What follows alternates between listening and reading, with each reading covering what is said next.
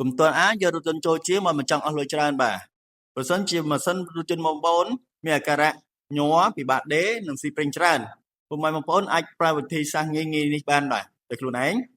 នេះជាបំពង់អុកស៊ីហ្សែនហើយនេះគឺជា sensor airflow ពុកម៉ែបងប្អូនគ្រាន់តែដោះ sensor airflow នេះមកលាងជាមួយនឹងទឹកលាងអេឡិចត្រូលិក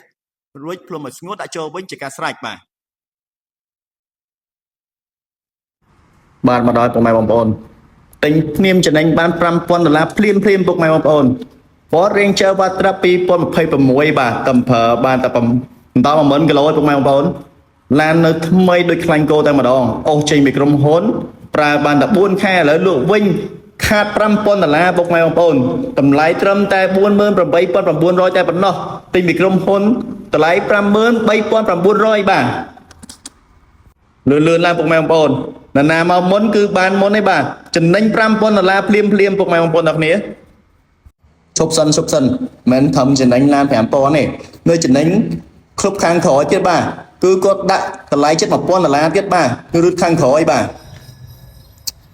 ផាកលេខកប់សេរីបងប្អូនមើល1881ទៀតបាទអញ្ចឹងបានថាចំណេញទាំងផ្លាកលេខចំណេញទាំងរត់ក្រោយចំណេញទាំងតម្លៃឡានបាទពុកម៉ែបងប្អូនអញ្ចឹងចំណេញបូកស្របចូលគ្នានឹងមិនខំ6,000ទេបាទ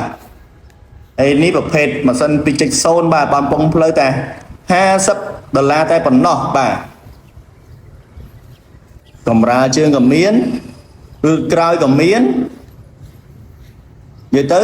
UV មកចប់បាយបាទចំណេញច្រើនឡាននេះមកលឿនឡើងពុកម៉ែបងប្អូនលឿនឡើង